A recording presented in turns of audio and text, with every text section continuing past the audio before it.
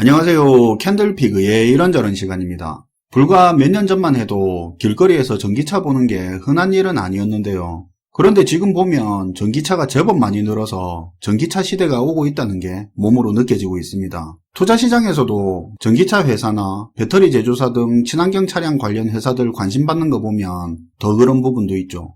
게다가 2030년부터 휘발유차, 경유차의 등록을 못하게 한다거나 운행을 제한시키겠다는 지자체도 생기고 있고, 세계적으로도 단계적으로 내연기관차를 빠르게 퇴출시키겠다는 그런 분위기로 가고 있습니다. 특히 영국, 프랑스를 중심으로 한 유럽이 여기에 앞장서고 있는데, 이런 분위기들이 친환경 차량으로의 세대 교체를 더 가속화시키고 있다고 생각하는데요. 개인적으로도 앞으로 내연기관 차량들은 점점 밀려나고 그 자리를 친환경 차량이 차지할 거라는 데는 그다지 의심은 없는 편입니다.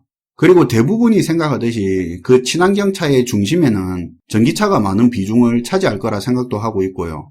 작년 하반기에 모건 스탠리에서는 앞으로 10년이 채 안 되는 2030년 세계 자동차 시장에서 순수 전기차 비중이 31%까지 갈 거라는 그런 전망을 하기도 했습니다. 그러면 또 저희가 좋아하는 거 있죠. 이런 전망하고 다르게 보는 전망은 과연 자동차 시장을 어떻게 생각하고 있냐는 거죠. 이런 의문 하나 가질 수 있습니다. 여러분들도 한 번쯤은 생각해 보셨을 거라 생각하는데요. 자동차라는 게 사용 주기가 짧은 것도 아니고 구매 결정을 할 때도 기준이 굉장히 보수적인 제품인데, 과연 10년 뒤 내연기관에서 전기차 시대로 바로 이렇게 바뀔 수 있을까, 그런 의문은 가질 수 있을 겁니다. 그래서 오늘은 이 부분에 대해서 이야기를 좀 하려고 합니다. 전기차 시대 이야기하면 항상 거론되는 대표적인 두 가지 문제가 있죠.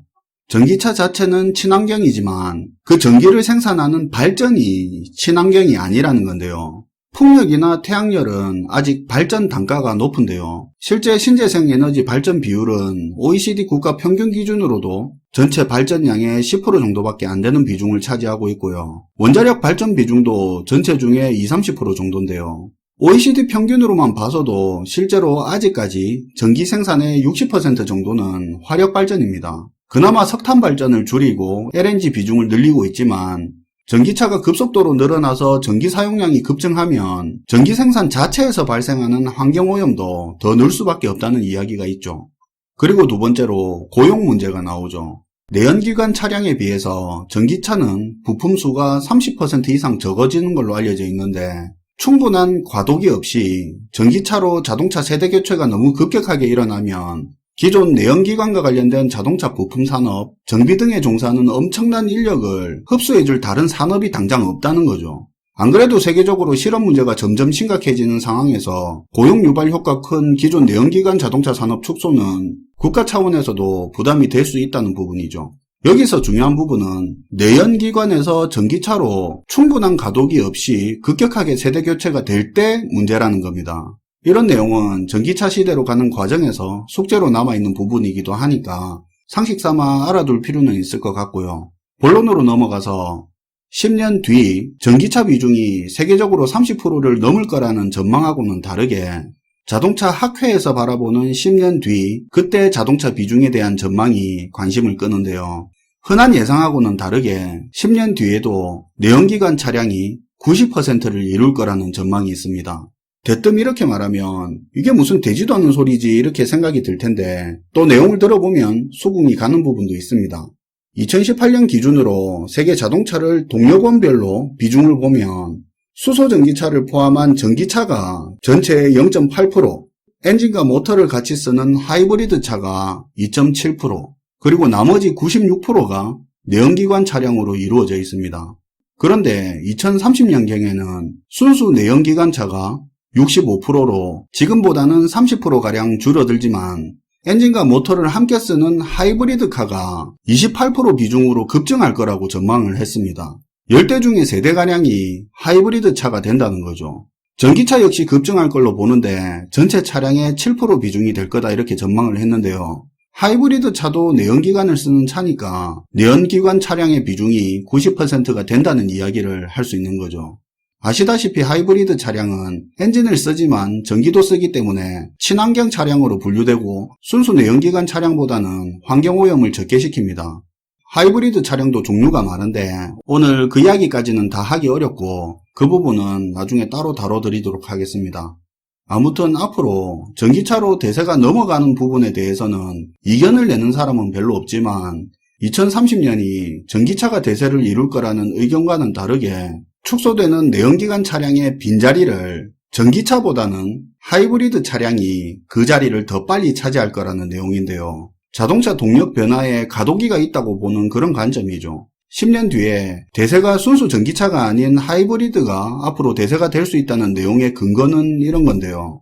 전기차가 급격히 확대되기 위해서는 소비자의 구매 의욕 또한 크게 늘어야 되는데 비싼 차량 가격, 주행거리, 충전시간, 충전 인프라 등이 소비자에게 현실적으로 매력을 줄 수 있는 단계까지 빠르게 올라와야 되는데 그게 그렇지가 않다는 거죠. 세계 각국이 전기차 보급 초기 단계에서 보조금과 세금 혜택 등을 통해서 구매 의욕을 올리고 있는 게 사실입니다.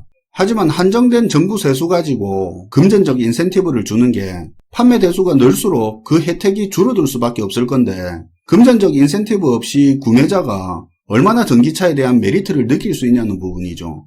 실제로 전기차 회사들 보면 각국의 전기차 보조금 확대 축소 정책에 따라서 기업 가치가 크게 영향을 받는 것도 쉽게 볼 수 있는 부분이죠.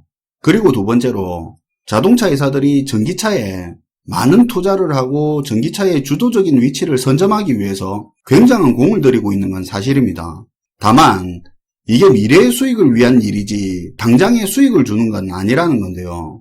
현실적으로 아직까지 자동차 회사에게 확실하고 큰 수익을 주는 건 내연기관인데 아직까지 수익성이 불확실한 전기차를 위해서 설비부터 당장에 갖추고 있는 모든 걸 바꿔서 자동차 회사 입장에서 올인할 수 없다는 부분입니다.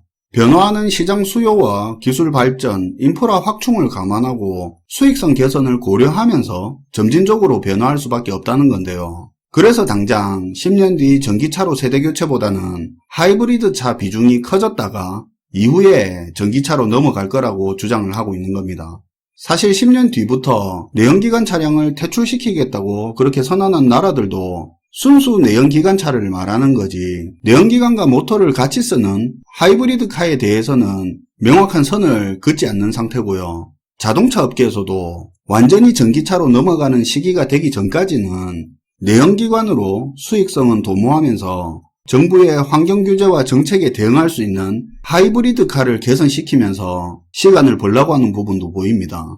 하이브리드 카가 활용되는 동안에 시간을 벌어주면 그동안의 전기차의 단점은 점점 기술적으로 해결되고 인프라도 확충되고 그에 따라서 소비자의 전기차 구매 매력도가 올라가면서 전기차 시대로 갈 거라는 건데요. 현재 전기차 구매층을 보면 세컨카 용도라든가 특정 구간만 주로 운행하는 차량, 자기 집에서 쉽게 충전할 수 있는 여건을 가진 사람들 위주로 편중이 되어 있는데 소비자 범위로 봐서도 하이브리드가 보급 확대에 유리한 부분도 분명히 있는 것 같습니다.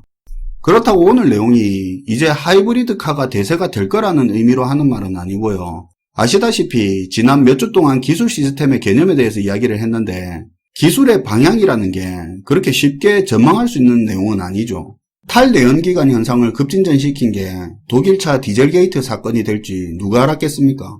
기술은 다른 기술과 항상 경쟁하고 때로는 대체제 때문에 기술의 필요성이 상실되기도 하고 또 기술은 그때그때 사회와 어떻게 맞물리냐에 따라서 대세가 달라지는 경우도 많다는 부분도 기억하고 있어야 되겠죠. 그럼에도 불구하고 10년 뒤에 전기차랑 하이브리드 차 중에 어떤 차가 비중이 크겠냐 생각해보면 물론 둘 다 순수 내연기관을 잡아먹으면서 급성장하겠지만 비중으로 봤을 때는 하이브리드 차 비중이 훨씬 더 크지 않겠냐는 생각을 해봅니다. 오늘은 불과 10년이 안 되는 2030년 전기차가 대세가 될 거라는 의견과는 다른 하이브리드카가 대세가 될 거라는 주장에 대해서 살펴봤는데요. 언제나 양쪽의 이야기를 듣는 건 재밌기도 하면서 또 고민이 생기는 일이기도 한 것 같습니다. 여러분들은 10년 뒤에 자동차 시장을 어떻게 생각하시는지 저도 개인적으로 궁금하네요. 시청해주셔서 감사하고요. 지금까지 캔들피그의 이런저런 시간이었습니다.